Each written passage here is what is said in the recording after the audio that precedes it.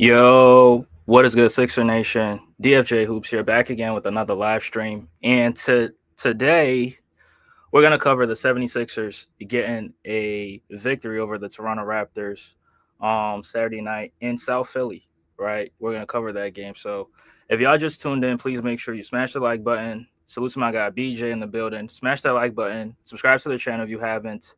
And also, don't forget to hit the bell notification icon. So, salute to BJ. Says, yo, salute. What's good, bro? What's good?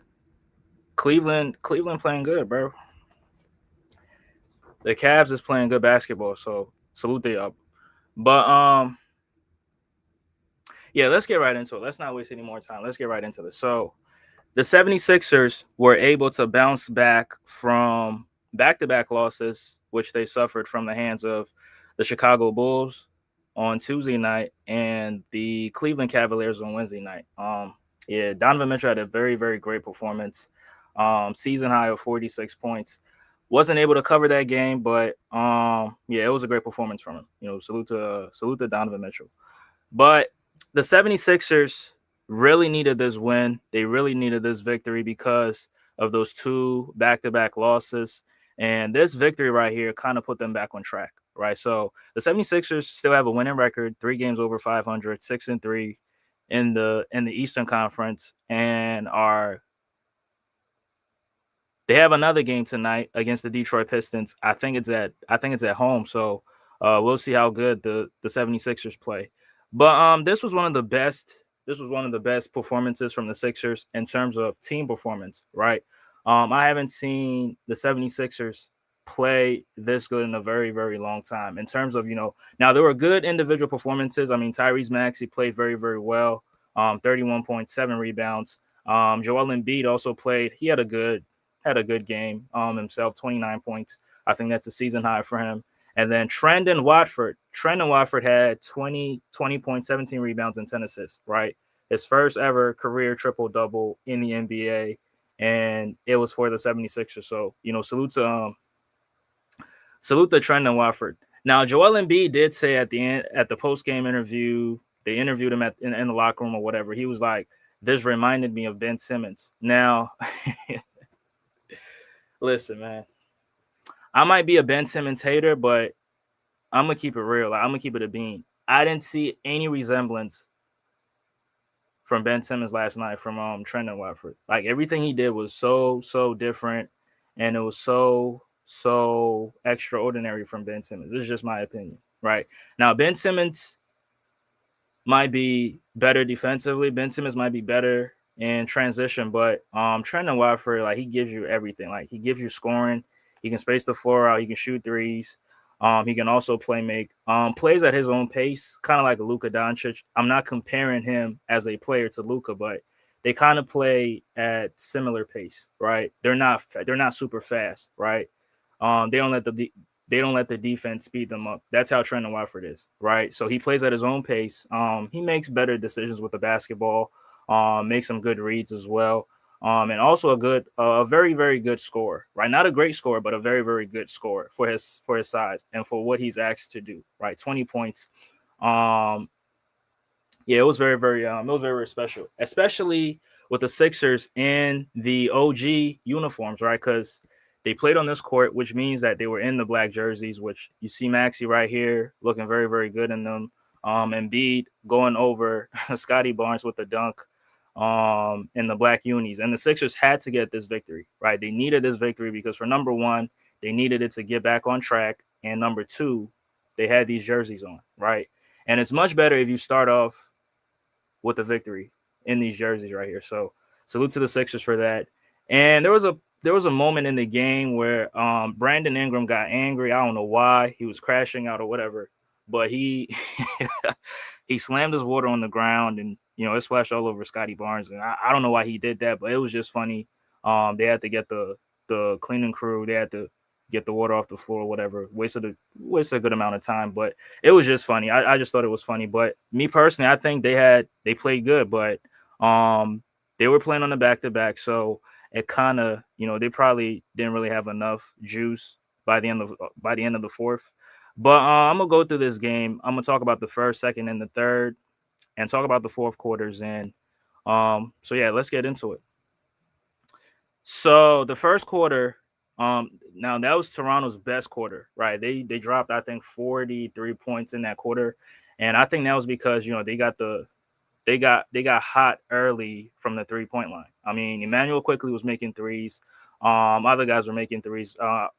Emmanuel quickly made threes. I think Jamal Shade, whoever, kind of forgetting his name, but he came off the bench, was making threes, and was also playing some good defense. Right, he was playing some very very good defense on Maxey. He had the assignment and he carried it out to the fullest. I mean, Maxey's guaranteed 24, 25 shots a night, so he's gonna get shots off. So if you're a defender, the best thing you could do is to make him work for it, right? Make him work for it.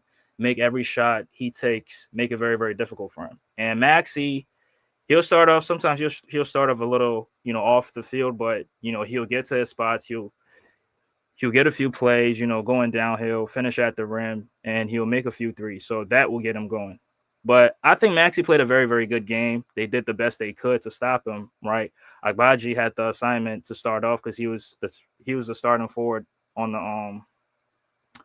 the Toronto Raptors, right? Now, one thing I noticed from Maxey was that he was playing very, very good defense on Emmanuel Quickly, but Emmanuel Quickly was not guarding them on the other side, right? So that's another level of Maxey's, his game where he is trying to take on the challenge to guard the other team's best guards, and that's very, very good. He had a block on Emmanuel Quickly, I think, midpoint in the second quarter, and he kind of like stared him down. And it's like these two guys, they both know each other, right? Because they both went to the same college, right? They both play together, so they kind of know each other's tendencies and whatnot. Now they've been in the league for a long time, and they've gotten so much better as players. But I think they're so used to each other that Maxey knows how to knows ways and how to trying to make him a little bit ineffective. But in the first quarter, it wasn't working because he got it going from the 3 point line. He made like three threes, and then other guys also chipped in. And then another thing that helped the Toronto Raptors was that they got into the bonus early, so they had a lot of free throws. Right, they had a lot of free throws. By the second half, they had twice as many free throws as the Sixers, right? Because they were so aggressive, and also the 3 pointers was also dropping for them. But the Sixers, on the other hand, I mean, other guys were being aggressive as well. Trendon Watford, like I said, he started the Sixers off, scoring 5 points for them. Right, he made a three, and then also had a layup going downhill. Right, very very aggressive. And then Kelly Oubre also chipped in. Now Kelly Oubre has been playing very very well for the Sixers, and I try to figure out why this is right now. Obviously, I want him to be very very good with the Sixers. I want him to be successful with the Sixers, but this is his last year, right? He's on an expiring contract, so he's playing for his next contract. So that's why he's playing so good because his job is on the line. I mean, not job's on the line, but he's trying to get as much money as he can as possible next free agency. So that's why he's been playing very, very good. A lot of the dumb shit from last season. I mean, you see a couple in this season, right? In terms of him not trying to pass the ball, him trying to take everything, him trying to take the defense on by himself. Now he gets to that the mid range pull up, that 12 footer that he can consistently hit. And this season, it's been very, very, it's been money for him, right? He can get to that spot and, he elevates and he's able to knock that down. He knocked a couple over Brandon Ingram, over RJ Barrett, and a few other guys. But that jumper has been very, very good to him. And also, he's also able to go downhill, finish with dunks, and also get a few offensive rebounds, right? So Kelly was also going off. Now, Joel Embiid didn't really go off in the first quarter. I mean, it was mostly Maxey, Trendon Watford, and Kelly Oubre. Those were the three guys that they did most of the damage in the first quarter for the Sixers, right? Joel Embiid had a bucket, but didn't really impose his will in the game in the first quarter, right? Which was surprising because you would think that the Toronto Raptors, coming off a back-to-back, the Toronto Raptors being very, very small because Jakob Poeltl was not playing. Salute to my guy Jay in the building. Appreciate you. Appreciate you. He says, I think he's playing well because he can finally be a fourth option in a lineup that no team will prepare a game plan for him. I mean, yeah, that's also true, right? I think two things can be true, and also he's playing for that contract too. So, two things can be can be true because that last year that he was I mean, the first season with the Sixers, he played very, very well, and that earned him a very, very good payday. But I think he's in a similar situation, so he's playing for another contract. So yeah, that's also true. But as I was saying, I think Embiid, you would think Embiid would try to establish dominance because they had Scotty Barnes as the center, right? And Scotty Barnes, Scotty Barnes is he's a big body, 6'8", 6'9". But I mean, Joel Embiid is much bigger, right? Joel Embiid is significantly bigger than him, stronger than him. So you would think that Nick Nurse will go to him early in the game, but he's stuck with all the other guys, right? He's stuck with the Maxies, he's stuck with the Trendon Watfords, and Kelly Oubre had his own. I think VJ Edgecombe had some, ball handling responsibilities as well. Now VJ has been struggling these last few games, right? He struggled from the field, but I still think that his defense has been very, very impressive, right? The defense has been impressive. Initiating the offense has been very, very good, even though sometimes it becomes a little bit predictable, but I think it's been very, very good. The energy is still there, the effort is still there, the hustle is still there, the rebounding ability is still there. And speaking of the rebounding, salute to the Sixers, man, because the Sixers have not rebounded the basketball this good in a very, very long time. I've been covering the Sixers. This is my third season, and from year 1 to year 3, one of my biggest concerns for the Sixers is the rebounding. Right, it's always been the rebounding. Now Embiid, when he was a little bit much healthier, Embiid can get you like a double digits in rebounds, right? 11 or 12, right? That's what he was averaging. But I mean, as he's continued to deal with injuries, as he's continued to age, like the rebounding has deteriorated, season after season. But this performance right here, in terms of the rebounding, was very, very. I hadn't seen this in a long time, and that was all. It all started. They rebounded as a team collectively, but it all started with Trendon Watford going for that huge. He went for 17 or 18 rebounds by himself, right? And then you had VJ Edgecombe also give you 7 or 8. Maxey giving you a lot of rebounds from the guard position, and then you had Andre Drummond also coming off the bench giving you 8 or 9 rebounds, right? So that really helped the Sixers. And I think as a team, the Sixers finished with about 54 or 55 rebounds to Toronto's 33 or 34. So the Sixers absolutely controlled the glass, right? They controlled the glass. They were getting a ton of offensive rebounds, and they were getting, second chance points off of those. So, salute to the Sixers. Now, if the Sixers can bring this tonight against the Detroit Pistons, because the Pistons are a big team, right? You're going up against a 6'7", a 6'6" point guard, and Cade Cunningham. Cade Cunningham can grab a lot of rebounds. He's a walk-in triple-double threat as well, right? Just as Josh Giddey is a walk-in triple-double threat, I think that's the same for Cade Cunningham, right? So the rebounding will really help us in this game against the Detroit Pistons, but we'll get to that game in a few minutes here. But as I was saying, the first quarter was all Maxey, Trendon Watford, and Kelly Oubre. Like those were the 3 guys that were in double figures for the Sixers. And B didn't really give you much offensively, even though he did try to get deep post position. Sometimes he got the ball, sometimes he turned it over. And there's something about Embiid. If y'all been watching Embiid, sometimes he'll post up and sometimes there's the teammates around him because they're not yelling that there's somebody coming from the blind spot. But Embiid, if you watch Embiid, a lot of his turnovers are similar, right? He'll post up and not realize that there's somebody coming in for the double team, and it usually comes from the weak side, from his blind spot. Which, I mean, that's smart teams are going to double you from that side of the floor. They're not going to send defenders from the strong side to double team you because you'll see it coming, and you're going to make a very, very a quick decision in real time. But teams always put 2 on the ball from the weak side, and Embiid always constantly turns the ball over. Like I see Marcus Smart get steals from him in that similar fashion. I've seen Kyle Lowry get steals from him in that way because Kyle Lowry used to play for the Toronto Raptors. We play them 4 times a year. We play them in the playoffs in 7 games. So Embiid has those turnovers. So I don't know if he's watching film. I don't know if the communication on the floor has been very, very terrible. But this, I mean, if you do something so many times, like at some point you have to change your ways, right? At sometimes you have to change your ways, and at some point you have to anticipate a double team coming from the weak side, right? So that's something Embiid has to work on. I mean, not a lot of bigs do struggle with it, right? I'm not gonna lie, a lot of bigs do struggle with those turnovers where they're trying to post up and then somebody sneaks up behind them from the weak side and get the steal. But at some point, you have to anticipate that I'm I'm that dominant, and teams are going to send doubles when I start to post up, when I start my dribble.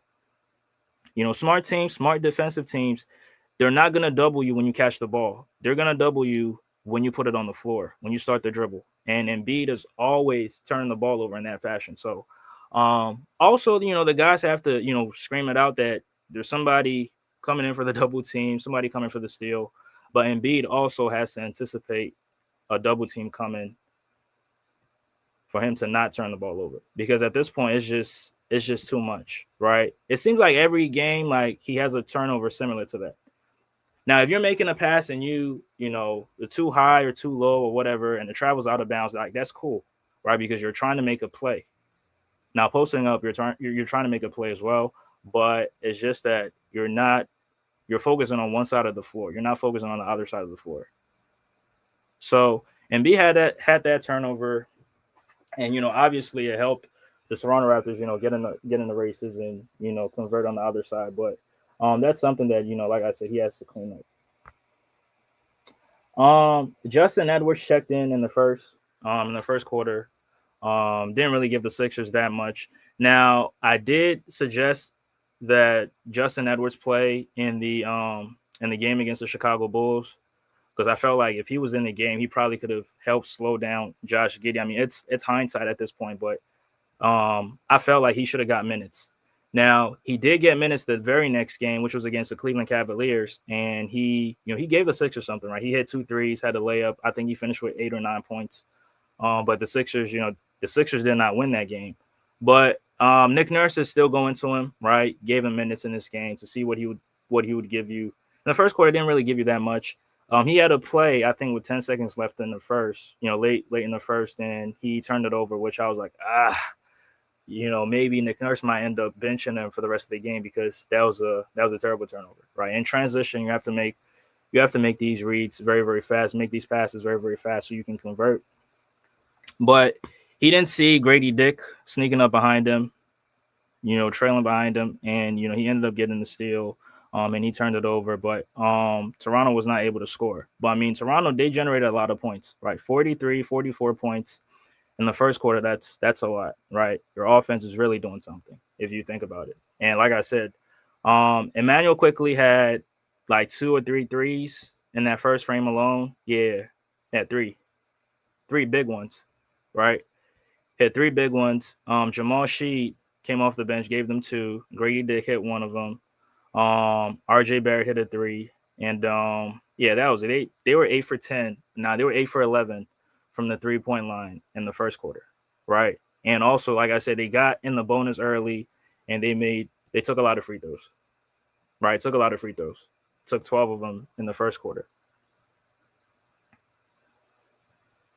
right? So it was very, very huge for them. The Sixers were trailing by, I think, 10 points in the first frame, or by the end of the first frame, and Toronto seemed like they were in control, right? It seemed like they were in control, and they headed into the second frame. And Edgecombe, like I said, Edgecombe has been struggling, but had a huge dunk in the second quarter to start off the game for the Sixers, and I felt like that play was what was going to get him going, because he had a ton of confidence after that. But you didn't really see too much of him, right? He was still, initially in the offense, right? He was still bringing the ball up, trying to get the Sixers into their sets. But in terms of him producing, you didn't really see too much from him, right? You didn't really see too much from him. But like I said, other guys were producing. So and he was also trying to play defense on the other end, right? He was trying to play defense on a big ass Brandon Ingram and a big ass RJ Barrett. And speaking of RJ Barrett, shout out to him. He's found a home in Toronto, because he's from Toronto. So I think he settled in very, very nicely with them, playing for the hometown team, and it seems like he's much more comfortable with the Raptors than he was with the Knicks. So shout out to him. But um, those guys had the size advantage over VJ Edgecombe, but VJ did his best to compete with them. Brandon Ingram is he's such a good scorer, and he knows how to get to his spots very, very perfectly. And if he elevates, it's a wrap, right? It's a wrap. He has the length, and he's a very, very good shot maker. So he's gonna make shots like that. But I mean, he was still competing on the defensive side of the floor. But offensively, what gave the Sixers a spark was Joel Embiid and Quentin Grimes. Now, shout out to Quentin Grimes, 27 points against the Cleveland Cavaliers. I mean, most of them in garbage minutes. Most of them came in garbage minutes, but Quentin Grimes really gave the Sixers a lot. He started, the second quarter at some point working off those screening actions with Embiid, and he hit 2 big threes. And those threes that he hit were very, very huge for the Sixers.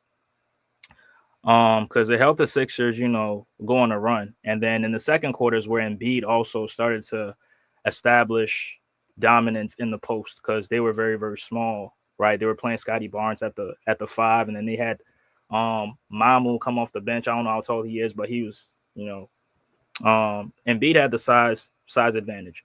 And they started going to Embiid very, very, very, very more in the second quarter. And, shout out to VJ Edgecombe because most of the time he was making those plays, recognizing that Joel Embiid has post position, he sealed his defender, and then he would just make a good and simple pass, dumping it down low to Embiid finishing over the small defenders, sometimes even getting those and ones, right? So he'll get to the line and then, convert from the free throw line too. So in the second quarter is where Embiid started going off. I think he finished with 12 or 11.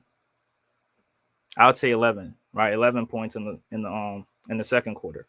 And that's where the Toronto Raptors started to cool down a little bit because they were so hot in the first. And they started off the second, like that, but it started to cool down a little bit further. But Toronto, they really competed. They have a lot of younger guys, a lot of athletes that play very, very fast. They're the best transition team in the league. They lead the NBA with 20 points in transition. So their strategy is to turn teams over and try to convert on the other end before they can get the defense set. So that's what they was doing. They had CMB come off the bench, giving them very, very quality production, right? CMB, I think it's Colin Murray Boyles. He came off the bench, was very, very huge for them, right? Playing defense, forced the Sixers into a couple of turnovers, and he was also converting on the other end, making threes, getting offensive rebounds, and also, going up. I think he got to the free throw line like 4 times in that span, right? So he was playing very, very good. But at some point, the offense got a little cold, got stagnant for them, and they continued to miss shots, and then they proceeded to go 3 for 10 from the field, right? That's when the Sixers took the lead late in the second quarter, and the Sixers finished they went into the half with a 5-point lead, right? Went into the second half with a 5-point lead, and at that point, that's when I kind of felt like the Sixers had a chance to win this game, right? But Maxey doing what he does best, making the defense really work, making Agbaji work, making Sheed work, and making Garrett Temple also work on the defensive side of the floor. And Maxey's so fast, and then sometimes he makes it very, very difficult for the other team because it's like he's so fast and he can shoot the ball. So it's kind of like you got to pick your poison with him. It's either you back up and then give him a wide open 3, or you stick with him and he's just going to blow past you. And then at that point, you just hope that the defender from the weak side can get there in time to contest the shot. Otherwise, it's a converted bucket, right? Otherwise, it's a made bucket. But, Maxey giving the Sixers a huge spark in the second quarter really helped the Sixers take that lead. But also, we cannot forget about Joel Embiid and Quentin Grimes, because those two were the ones that helped the Sixers go on that huge run to eventually take the lead. And then Maxey, finished the second Bucket after bucket after bucket, and it just helped the Sixers take that lead. Now the third quarter, I mean, they both teams, was making shots. Both teams were competing, trying to get an edge over the other, and it was very, very fun to watch. Right, it was very, very fun to watch. And the Sixers, I mean, the whole game was very, very exciting because the Sixers were really hustling on the defensive side of the floor. Making the extra plays and getting those rebounds, getting those offensive rebounds, and Andre Drummond really helped the Sixers get a lot of those rebounds, as well as Trendon Watford. We can't forget about him. But Toronto started to go on a run, right? They started to go on a run, and they tied it up at 78, and that was from Brandon Ingram making a huge, making a floater in the lane, and that helped give the Sixers. I mean, that helped tie the game for them. But right after that play, Trendon Watford has two back-to-back and ones that really helped the Sixers, and this is where I'm saying that his game did not remind me of.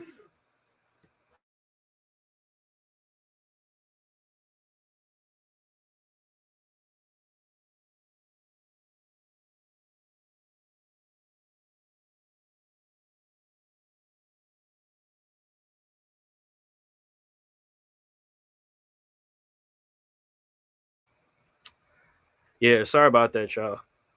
Salute to White Square in the building. DFJ hot take.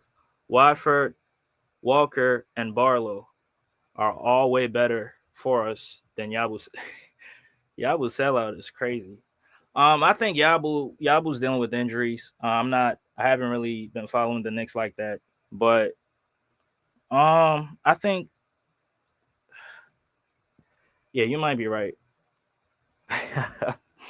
Yeah, that might be true. That might, I mean, I think those all three of them can do way more, right? Those guys can, grab rebounds.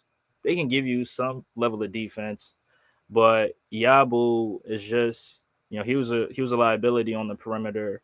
Interior defense was not there, and he was mostly offense. I think Yabu might be a better 3-point shooter than all of them, but overall, I think we need these three guys more than a Yabu. Even though the Sixers can use a Yabu, but these three guys, like with the defense, with the length, with the athleticism that they provide us on the defensive side of the floor, I think that it really helps us more than just the scoring and some level of rebounding. So I might agree with you, but I don't agree on the Yabu sellout part. Yeah, shout out to Yabu, bro. Shout out to Yabu. I'm wishing him nothing but the best. Yeah, wishing him nothing but the best. But yeah, that's where I say that I didn't see any resemblance because like Trendon Watford was seeking physicality. I never saw Ben Simmons seek physicality. Like I'm not even trolling. Like Simmons will be physical with the little guys, right? He'll be physical if he has a size advantage. Yeah, he'll get physical with you because you can't really do anything only except for Trey Young. But the Trendon Watford, like he don't care. Like he's gonna, he'll take a power dribble, go up strong, and try to finish. And he had a lot of N1 opportunities like that, right? So, yeah, he helped the Sixers, try to go on a run of their own. The Sixers then took a large lead at the time, which was like 14 points. And Toronto was, they were fighting to get back in the game, to cut the deficit to single digits heading into the fourth. And that's where Embiid had a play where he was posting up, and then he hit a over the head pass into Justin Edwards in the corner, and Justin Edwards was able to hit the three. I thought that was a very, very good dime and a good read. Now it was a risky pass, right? Because it could have traveled out of bounds, which it almost traveled out of bounds. But Justin Edwards was able to catch it and make a huge three because he was wide open. That was a good play, right? That was a good play, even though it was risky and it was flashy, but that was a good play, right? It was a good play, but the Raptors will go on a 8-2 run to close out the third, and the Sixers had a 4-point lead heading into the fourth quarter, right? Had a 4-point lead. Now they head into the fourth, and I think the fourth is where the VJ Edgecombe started to be more aggressive. That's where he gave the Sixers most of his production. I think he was 5 for 15 from the field. but he gave you like 7 points, right? He gave you 7 points. Um, but Toronto was still fighting, right? Toronto was still fighting. And what helped Toronto to get closer to the Sixers was the Sixers had a lot of turnovers and the Sixers had a lot of missed shots that helped them, get in transition, like I said, to try to score and try to make up for it, right? And, Andre Drummond had a lot of shots in the fourth that he was missing. And, those missed shots are kind of like turnovers, right? Because when you miss it, they'll beat you on the other side of the floor to score, right? But the Sixers were able to, maintain the distance, able to make timely shots and keep their distance away from them. That's where, they made the change, they made the switch, they took Andre Drummond out the game, they brought in Joel Embiid, and then Embiid helped them, help close the game out for them. But VJ started it, right? Maxey chipped in. And Trendon Watford also chipped in as well to help keep the game, far from reach.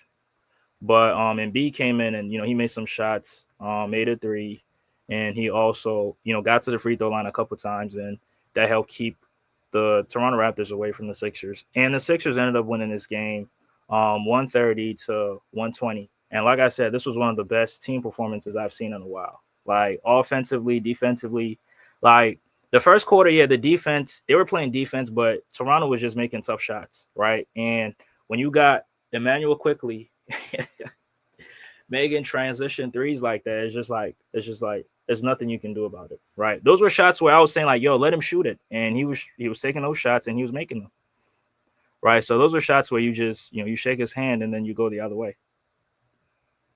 But after the first, they played very, very good defense all the way throughout, and they were able to win this game. But, them being small or playing a small lineup really helped the Sixers because the Sixers got a lot of those rebounds, offensive rebounds as well, mind you, right? They were getting a lot of offensive rebounds and converting them into points, right? So, like I said, a very, very good performance from the Sixers. Now, I'm gonna put the stat sheet on the screen right here, and we can take a look at it. Share my screen.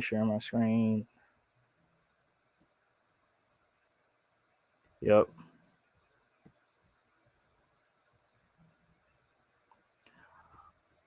All right, so go to the full game. Right, Trendon Watford, 8 for 10 from the field, 80%. Goes 50% from the 3-point line. 17 rebounds, right? 17 rebounds and 10 assists. Right, 1 block, 1 turnover, finishes with 20 points.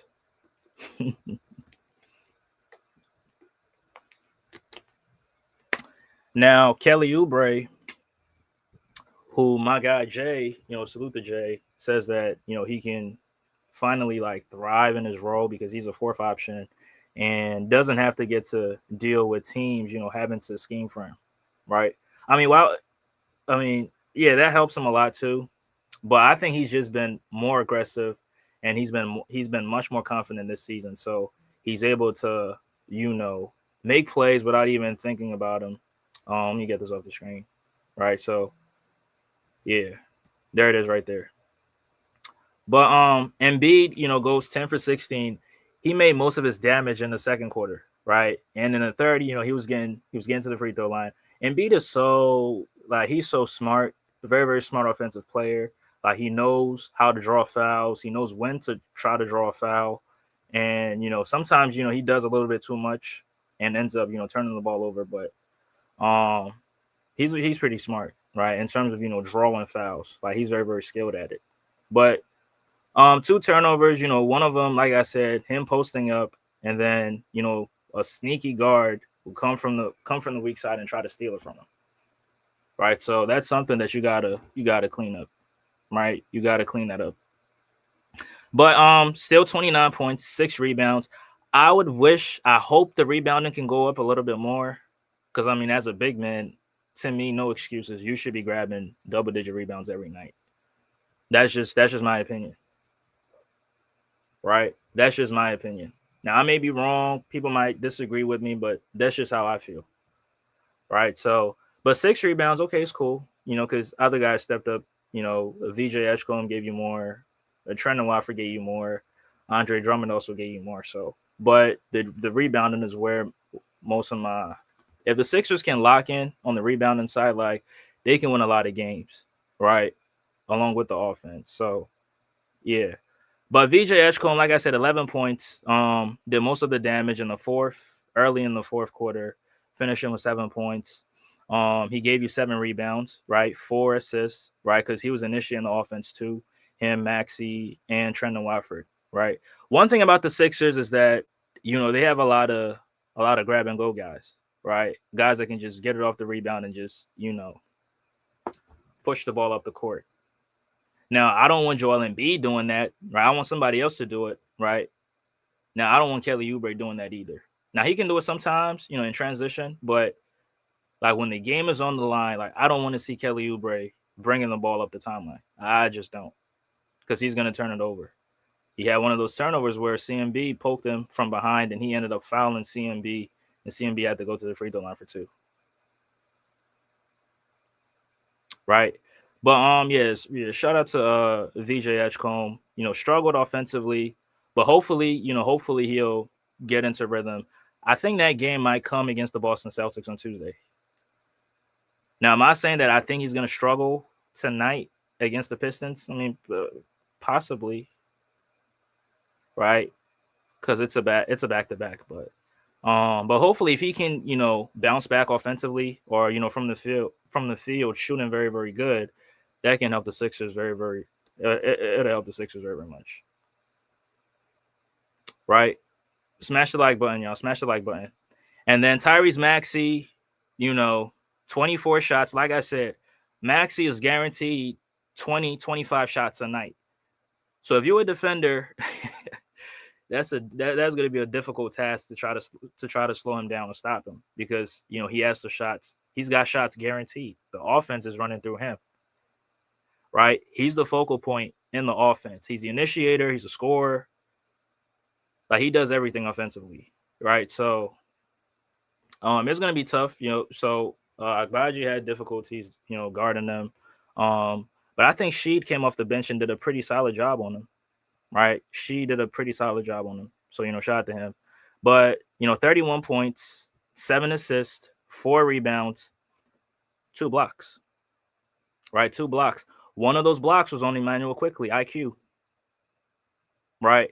He blocked him and stared him as he was on the floor. And I was like, yeah, I love this. Because Maxey, Maxey is like a nice guy. He don't really try to get into, try to show that side of him. But, I was really impressed with the energy that he was playing with and the amount of passion that he was also showing as well. Right. Let me get this off the screen. Yeah. Salute to y'all, bro. Salute to y'all. Smash that like button. And yeah, Q Dot came off the bench. Quentin Grimes came off the bench, giving you 13 points off his 27 game performance against the Cavs. 3 or 6 from the 3, 4 of 8 from the field. 4 rebounds, 7 is I'm looking at Maxey. I'm tripping. I am tripping. But yeah, 13 points, 2 rebounds, 2 assists. Yeah, he did his job coming off the bench, right? He did his job coming off the bench. And I think, his production also helped because Toronto had a lot of production coming off their bench, right? Like CMB came off the bench, giving them huge minutes. Other guys also came off the bench. I think Grady Dick also had double digits in scoring. Other guys might have had. I think Mamu also finished in double figures. They had 6 guys in double figures. The Sixers also had 6 guys in double figures. And one thing that's very, very impressive is that the starting 5 were all in double figures. So that's, a balanced attack right there. And then your 6 man also coming off the bench, giving you double digits as well. So that was very, very huge for us. Right? Very, very huge. Adem Bona got some minutes in the first quarter. Wasn't really impressive to me, in my opinion. Picked up 2 fouls. Right? He picked up 2 fouls, and I think he had a block, but not very, very, not that impressive. Right? Not that impressive. And hopefully, he don't fall out the rotation because it's been games like this where he's not really giving you, you know, not really giving you a lot. Defensively, sometimes he gets confused on the perimeter, right? He's able to get blocks. Don't get me wrong. He's able to get blocks, able to, tag rollers, tag cutters if he's in the right position. But I think he has to give you more offensively too, right? That's something that has to come to fruition, hopefully. But Jabari Walker came off the bench too. I think he was in the second. He played in the second quarter. Didn't really see much of him in the second half, but yeah, like I said, very, very, very, very great team effort. And then Justin Edwards, had some minutes in the first, late in the first, and then also had some minutes in the third, right? Had some minutes in the third, but hopefully we can see him again tonight, and we'll see what he gives you. But I didn't want to play 5 minutes, and Andre Drummond played 16 minutes the whole game, right? So maybe Drummond might be getting the backup center minutes again. I mean, who knows? But I think Adembona has to improve. So hopefully he can make that. Hopefully he can make strides, as the season progresses. But yeah, it's been that bad. It's been that bad. But surprisingly, Jared McCain did not play in this game right here. And I think it was a strategy because the Sixers are playing back-to-back games, right? They take on the Detroit Pistons tonight. So with him being on minutes restrictions, with him not playing in back-to-back games, I think that's why they rested him or benched him or whatever to save him for the game tonight against the Pistons. Because you're gonna need some outside shooting from your guys. And I think Jeremy Kane is he's one of the best of them on the team. Even though he didn't score the last game he played in, but I think that changes tonight. I think that changes tonight. So, but as usual, Paul George is not going to play. Still recovering from a knee injury. He's not going to play. He was at the game last night. He was in good spirits, and I could tell that he can't wait to get on the floor. So hopefully, mid November, hopefully before Thanksgiving, he can get on the floor and we can see what he can give us, right? And then also Dominic Barlow, dealing with the elbow thing, he's not going to be playing. So, yeah. Now Embiid is not going to play because again, injury management, knee knee injury management or whatever. So, yeah, Embiid is not going to play, which you're going up against a team, you know, Detroit got size. Pause. I mean, Jalen Duran is like 7 feet. Is it Isaiah Stewart? Stu. Those guys got size. Paul Reed, size, 6'10", 6'11", right? And Tobias Harris. And Tobias Harris, 6'8". I mean, Tobias can have nights where he's giving you a lot of rebounds, and then in certain nights he's not going to give you too many rebounds. So hopefully it's one of those nights where he's not giving you a ton of rebounds. But yeah, like I said, very, very good team performance from the Sixers. I was very, very impressed. Now that victory can help them. They can go on a little winning streak. 4 or 5 game winning streak of their own. I mean, Toronto just came off a winning streak themselves, so why not the Sixers, right? Why not the Sixers? And Detroit's been playing some good basketball. Salute to my guy who is Hendo. Uh, I rock with him all the time, but tonight for about 2 hours we're gonna be on opposite sides because my team against your team. But salute the Hendo. Detroit's they playing some good basketball, right? Somebody asked me a question: who's better, Cade Cunningham or Tyrese Maxey?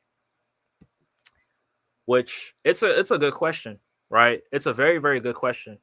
And me personally, I think it's difficult. But I'll put it this way: I think Cade Cunningham is the better player, but Maxey's having the better season. Right, Maxey's having the better season. Maxey is, top two, top three in scoring. He's averaging 33 or 32 points per game. Right, I think behind SGA and Giannis. So Maxey's up there. Right, Maxey's up there, and he's also playmaking at a very very high level. Right, giving you 8 or 9 rebound. I mean 8 or 9 assists. Right, I think that's right. I think that's right around the same amount of production that Cade Cunningham is giving you. But I think this game tonight might help people decide on who's a better player, who's a better guard in the Eastern Conference. I think Cade is the better player, but Maxey's having the better season. Right, Cade is a better scorer. Like Cade can do more offensively because he's 6'6". Like he can post you up, he can shoot the three, he can get into his mid range. He's very tough to stop, very very strong, and his playmaking is is on an elite level. So I think Cade. I hope it's not a bad take. I hope it's not a bad take. But Maxey's having a better season, right? Maxey has been on a tear. Last 5 games, 26 plus points. That's very very huge, right? I think y'all can make the comparison. I think Cade has also been on a tear himself, right? Let me look at his stats right quick. So 26 points and 10 assists. 26, 10, and 5. Right. So he's having a very, very good season himself. But the percentages are a little bit lower compared to Maxey's in terms of the 3-point percentage and the free throws. Right. He's shooting 78% from the free throw line. I think Maxey's shooting like 83 or 84 from the free throw line. And I think the field goal percentage are similar, but the 3-point percentage has to get better with Cade. Cade is shooting 31% from the three. And I think Maxey's shooting like 45 or 46% from the three on way bigger volume, much higher volume, right? On a much higher volume. So that's why I said, Maxey's having a better season, but I think Cade Cunningham is the better player. Right? Maxey's taking more shots than Cade. And the context is Embiid is on minutes restrictions. Paul George is not playing. Once those guys come back, I don't think Maxey's gonna be taking 22 or 23 shots a game. That volume might plummet. I mean, it's not. It might. It's not. Might. It will plummet when those guys get back. So, I think that's a very good discussion. I think it's a very very good discussion. Both players have played 9 games for their respective teams. Maxey's playing much more minutes. Maxey's playing like in the 40s, right? Let me pull it up right quick. And smash that like button as y'all come in. Smash that like button. Appreciate y'all for being here. Appreciate y'all for tuning in. Maxey 33 8 and 5, right? Yeah, Maxey's leading the league in minutes with 41 minutes played. And I think VJ Edgecombe is right behind him. Which now, once again, the minutes are also going to go down once the Sixers get everybody back, once everybody's healthy and not on minutes restrictions, right? I think his minutes is going to go down. Which, it has to, right? It has to go down. But 33 points, like I said, 8 assists, 5 rebounds. Not terrible from a 6'2" guard. Not terrible in terms of the rebounding. Not terrible. And, he's shooting 46% from the three on 9 attempts. That's elite. Right? That's elite. So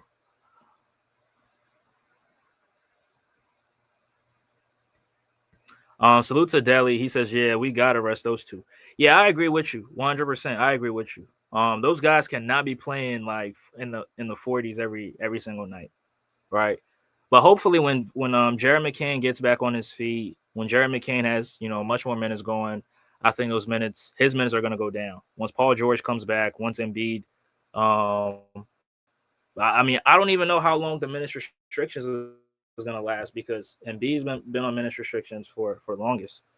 So, but we got two guards, coming off the bench that can hold it down once those two are off the floor. I think VJ, I think Grimes and McCain can definitely hold it down when Maxey and VJ are off the floor. Yeah, Daly. Yeah, Dale. I said Daly. I'm tripping. Yeah, bro. I agree with you. Yeah, I agree. I agree. They gotta get some. You gotta get some minutes. Gotta get a lot of burn. Yeah, and hell, Maxey needs some time off too. Shit, if Embiid can get some time off, Maxey need time off as well. Nah, I'm playing. But yeah, we have to. Yeah, they can't be playing a lot of minutes. It's just nah, especially not early in the season like this, right? Now mid season, sure. Closer to the end of the season, sure, because you're fighting for position and fighting for seeding. So yeah. He says, "What you think about PG as a six man?" Nah, PG got to start, bro. I think PG got to start. I think from the beginning you can like bring him off the bench, but yeah, at some point he's got to start. I don't know who's saying he should come off the bench, but at some point he's gonna have to start. You're paying him too much money to come off the bench,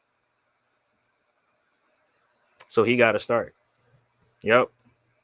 Yeah, I agree. Yeah, at some point he's gonna have to start. So there might be a tweak in the starting lineup. There might be a tweak in the starting lineup, and once Paul George gets in the starting lineup, it will come down to who starts alongside him and Embiid. Right? Will it be Barlow? Will it be Oubre? Will it be Jabari Walker? Like that's will it be Trendon Watford? Like that's gonna be some friendly competition for that four spot. Right? That's gonna be some friendly competition from the four spot. And Paul George can give you a little bit of everything, right? Very, very, I think Paul George, when it comes to him, yeah, he had a terrible season last year, but one thing that people can't take away from him is he's very, very versatile, right? Very, very versatile, can score, play make, play defense, grab rebounds. The versatility is there. The versatility is there. So you'll play Oubre and Trendon Watford and bring Paul George off the bench. Yeah, my suggestion is he should come off the bench 1 or 2 games, and then you incorporate him in the starting lineup. That's just my that's just my opinion. He says Watford looks great. Yeah, yeah, 100%. People are starting to say that the Sixers made a wise decision letting Yabu walk and then going for Trendon Watford. A triple double that's impressive, right? A triple double that's impressive. So he says, who would you sit? Bro, I ain't gonna lie, bro. I think me personally, the starting lineup should be Maxey, Edgecombe. Once everybody's healthy, Maxey, Edgecombe, George, Barlow, and Embiid. Like I'm so high on Barlow. I'm really high on, which it kind of benching Kelly Oubre because he's been playing very, very well. That's going to be a tough decision for any head coach to make because he's playing so good on both sides of the floor, right? And he's averaging damn near 20. I think it's 19. It's not 20. It's 19. 19 is identical to 20. But yeah, it's going to be a tough decision, right? Because Kelly Oubre is trying to get his bag.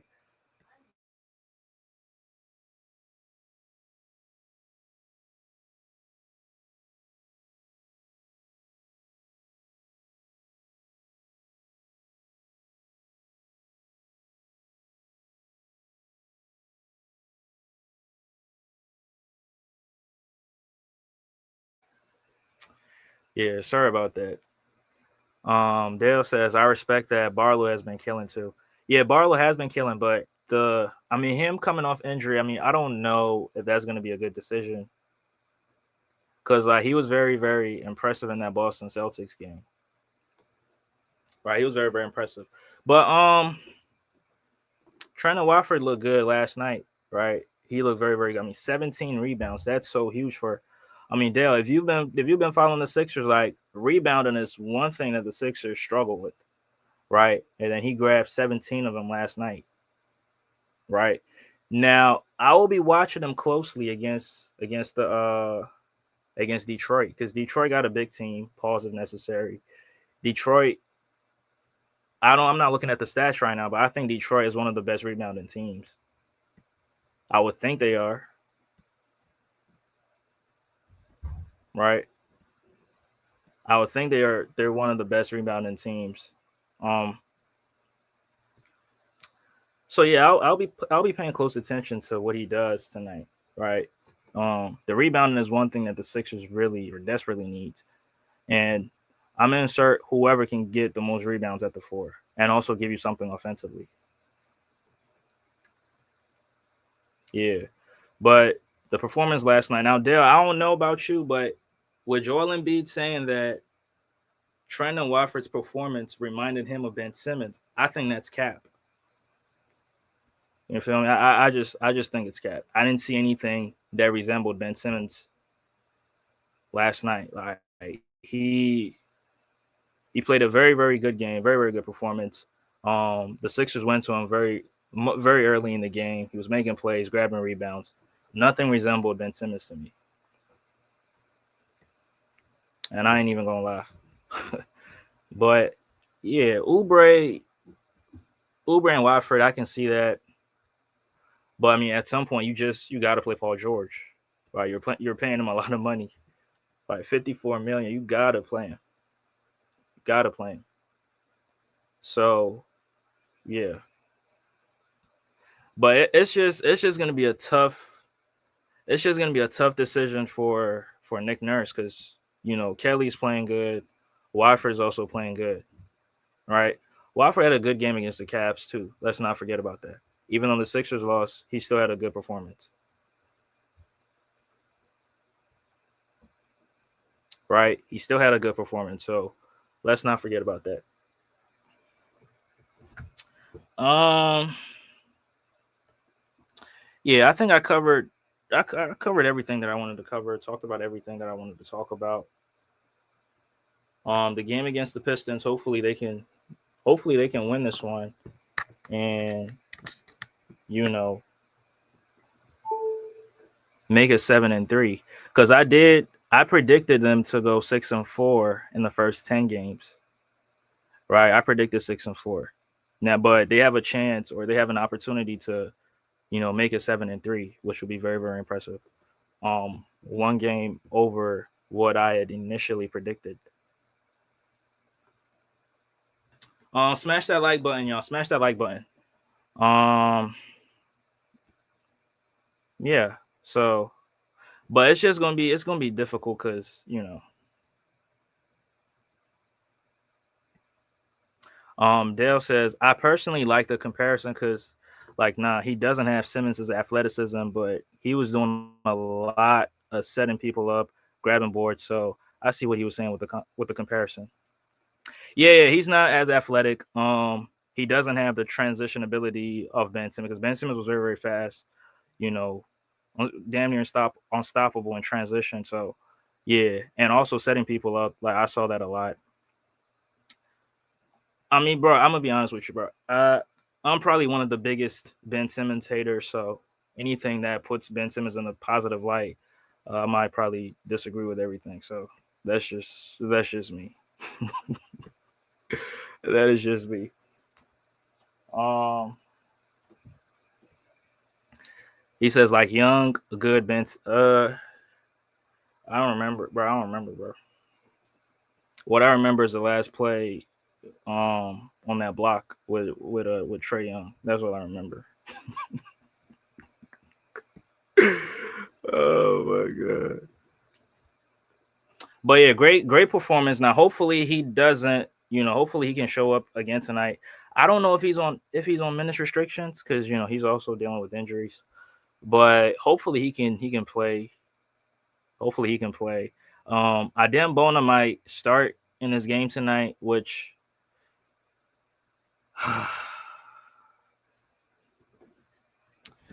not too confident on him right now. But still got to be confident in him because he's still on the team. Um, yeah, sometimes the moving screens, the foulings, like that takes momentum away from a team trying to go on a run, right? It takes momentum away from teams like that. So hopefully we don't see that from Adem Bona. And Drummond has been more impressive than Bona. I ain't even gonna lie. I ain't even gonna lie. Drummond has been more impressive. But hopefully this might be the game where he establishes dominance. Maybe he might go for 5 blocks and give the Sixers some um good scoring numbers. I mean, who knows? Yeah, that's one of my biggest issues with him. But speaking of the Pistons, Asar Thompson will make things very, very difficult for Maxey, right? Asar Thompson is definitely gonna make things difficult for Maxey. But like I said, Maxey is guaranteed 20 shots a night. So he's gonna jack up shots. He's gonna jack up shots. But one thing about Asar is that he's gonna make you work. Right? He's gonna make you work. Now if Maxey gets in the rhythm early in the game, then it's game over. Drummond has been, absolutely. Absolutely. Now he was bullshitting in the fourth quarter with those. Man, that was crazy in that fourth. That was crazy with Drummond, but yeah, that's definitely going to be an interesting matchup. Yeah, most definitely. And yeah, they got other guard defenders. What you call it? Is a Holland, Ryan Holland. I hope. I think that's the name. But hold on, let me take a look at it real quick.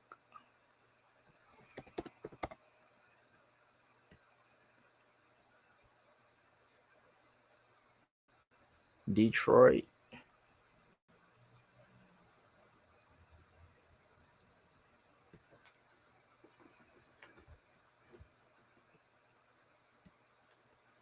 Yeah, bro. Ron. Yeah. And I got a question: who's better, Cade Cunningham or Tyrese Maxey? Now, my take on it is that Cade is the better player, but Maxey's having the better season this year. And I'm going for Cade because he's a bigger, better playmaker. He can score on more levels than Maxey, right? Because he's 6'6", he can post you up. The 3-pointers, not so good, especially this season. But I just feel as though he can do more than Maxey can because Maxey's lack of size. But I don't know what your take on it is. He says he's an athletic wing, no J.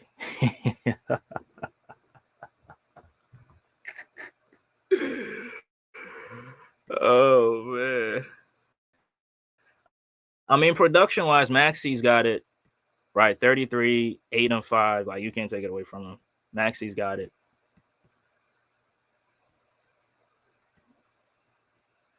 Oh, you talking about Holland? Okay, okay. But Maxey or Cunningham.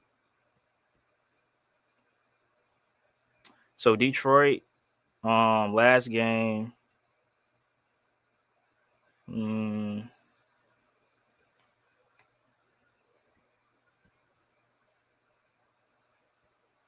hold on. Yeah, Detroit, they're a good rebounding team. Oh, and they on a 5-game winning streak. They beat they beat the Magic, they beat Dallas, beat Memphis, they beat Utah, and they beat the Brooklyn Nets. So that's a 5-game winning streak. And they on the road tonight Damn, that's gonna be tough because the Sixers are trying to go on a.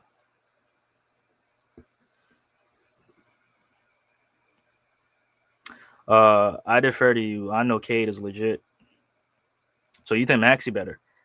Yeah, that's fair.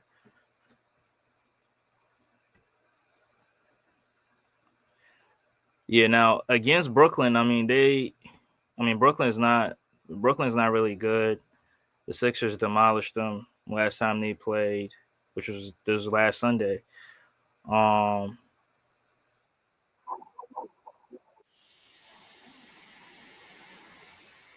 man, shut up.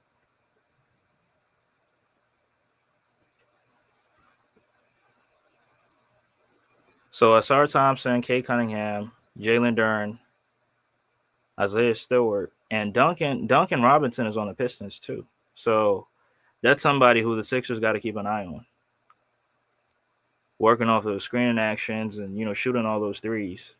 Like Duncan Robinson used to kill us with the Miami Heat. So I don't watch enough of the other games. Yeah, that's fair. I mean, not everybody. I mean, everybody's different, so I get it. But that's a good starting five right there. Paul Reed coming off the bench, Ron Holland coming off the bench, Karis LeVert coming off the bench, Javante Green coming off the bench. I mean, they got a decent team. I ain't gonna lie. But Tobias Harris did not play in this last game. Hopefully, he's gonna be healthy because Sixer fans want to see him out there on the court. So hopefully he can get out there and play. Uh, but yeah, that's a solid team right there. I ain't gonna lie. 7-2. Yeah, the Pistons is legit.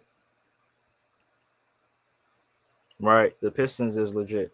Now, if the Sixers can beat the Pistons, I think the Sixers will get much much more respect because the narrative out there is that the Sixers are only beating terrible teams. Right? That's the narrative out there. So, if the Sixers can beat them, yeah, he says his D is sus. Bro, that's wild. No Diddy. Yeah, no Diddy, but yeah, they 7-2. I just seen it 7-2. Yeah, 7-2. That's yeah, that's surprising. That's crazy. But yeah, so a 5 game winning streak. If the Sixers can stop them, that'd be so huge. But I mean, I'm favoring the Sixers tonight, even though Embiid ain't playing. But I'm still favoring them because I mean they won last night. They stopped the Toronto Raptors' winning streak, right? So, yeah, I think they got into a rhythm. Yeah, Duncan Robinson got two left feet, two left foots.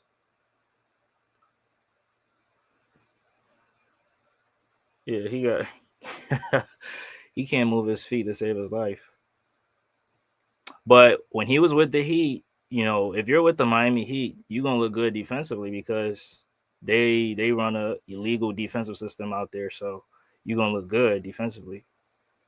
But when you get moved to another team or you get traded to another team and you're Max Struz and you're playing defense on the Cavs, that shit is much different. You get exposed quickly. It is what it is, though.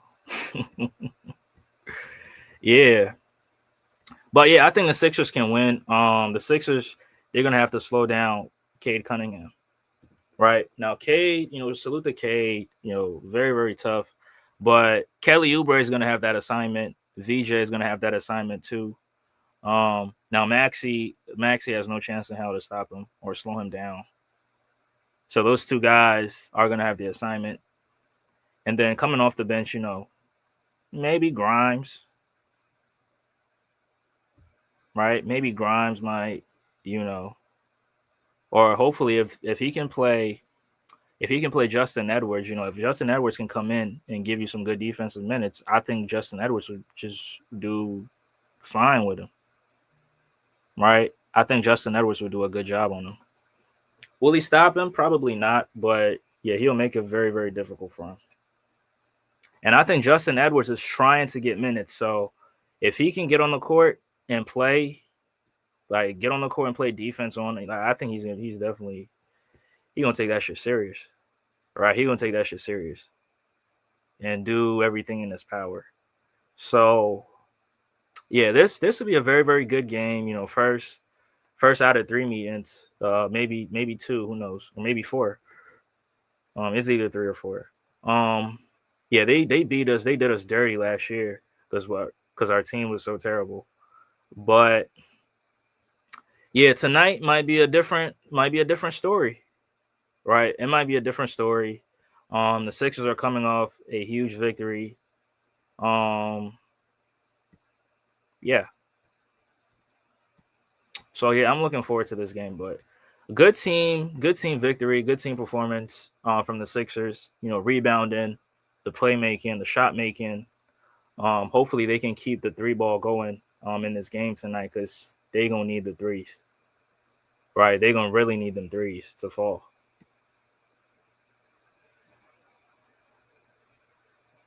Yeah, he was talking shit. Yeah, he was talking shit. He was talking shit. But yeah, I think I mean I like Tobias, but you know he was doing too much last year. But yeah, he was popping his shit. I mean, he was supposed to, right? He was supposed to, so can't even be mad at him. But hopefully the Sixers can pick this one up. Hopefully they can get this one. This will be very, very huge. This will be very, very huge. If you can beat the Pistons, yeah, now that narrative goes in a trash can because you can't sit there and say, oh, they only beat in terrible teams. Right? Because they beat a team that's really hooping. Shit, the Pistons are the first seed in the Eastern Conference. Right? That's the first seed in the Eastern Conference. And the Sixers jumped from 6th seed to the 3rd seed with the victory last night. So yeah, Detroit's got the least amount of losses in the Eastern Conference. The Thunder only have 1 loss. The Spurs have 2 losses. Denver's got 2 losses. Yeah, Lakers and Houston got 3. So yeah, let's give the Pistons their third loss of the season, right, and make them 7-3 in the first 10 games. Yeah, that'd be huge. It'd be very, very huge for the Sixers. Yeah, but I think that's everything I got. Appreciate y'all for tuning in. Appreciate y'all. Good team victory from the Sixers. Yeah, from start to finish, good team victory. Yeah, if we can beat them, yeah, we jump them definitely. Yep. It might shoot us up to the 1st seed again. So yeah, and early this season, like teams are trying to win games and stay at the top. So yeah, bro, appreciate you. Yeah, hopefully we can go live tomorrow, cover the game. Hopefully the Sixers win, and hopefully we can have more fun. But yeah, appreciate y'all for tuning in. I'm gonna catch you guys on the next one. Salute to my guy Dale. Salute to BJ. Salute the Jay in the building. Salute the White Square. Appreciate y'all for tuning in. Appreciate y'all. I'm gonna catch you guys on the next one. Yep, let's get this dub. Let's go, Sixers. Let's go. Let's get this dub. But I'm gonna catch you guys on the next one. Peace.